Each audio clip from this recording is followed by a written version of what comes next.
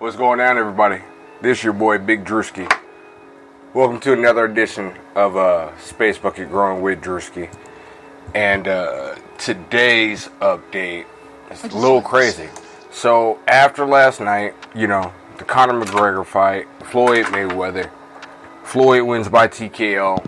I get home, and one of the first things that I see is death.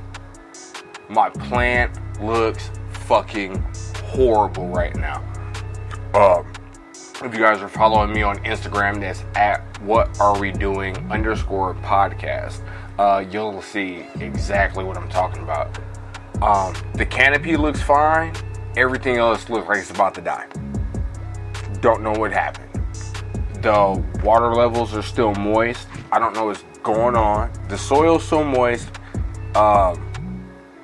I figured I had a pH problem, and I was kind of hoping to watch the flush on that. So I did water, but I didn't overwater to the point of where it would have stayed or flooded my roots. So I'm really having a difficult time diagnosing what exactly the fuck is going on right now. It's weird because the bud sites still look good. It's just all the leaves surrounding all that just look like they died. Everything looks dead. So I'm about to strip it, leave the bud sites. Hopefully they'll bounce back.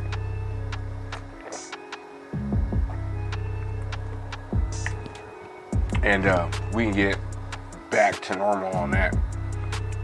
It's just one of those things that was really unexpected. Everything looked good literally the day before, and then all of a sudden this plant looks like it's about to keel over and die.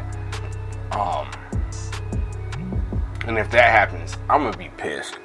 This is Space Bucket Grow 2, Death Like 4. Hopefully not.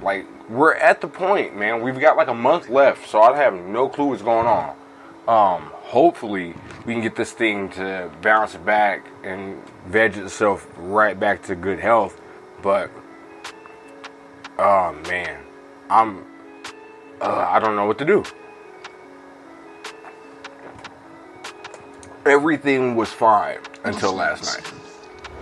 Everything. And then it was I watered, I fed, I added foliar bloom, noticed a little bit of nutrient happening. It looked like a burn, but it was nutrients. So I flushed. The flush comes to look like a pH problem, and now everything looks like it's dead. Literally. So once again, this is still an experiment. We're growing cannabis. We're not in the most ideal of situations. It did get unexpectedly hot, too. I don't know, that AC wasn't pumping as hard. The temperatures were still in the kind of normal area, but just in that area it was hot. So hopefully that was not heat stress related, because if it is, fuck. I mean, it's August 27th, so it's late August, early September, the peak of the heat, the fall's starting to come. And I'm running a swamp cooler, so it really depends on what my outside situations are, you know what I'm saying? And the water levels, and you gotta catch that because it can't be too humid. It all goes into play. And so we're just we're waiting on the results of hopefully it bouncing back on its own. Since it's got plenty of water, like I said, the soil, everything's nice and good. We still got nice moist soil. I've been checking that. I've just been trying to fix all these problems, and it seems like every time I fix a problem, something else happens, or the same thing happens at a different time. And this is really starting to get annoying. Really. It's just one of those things, man.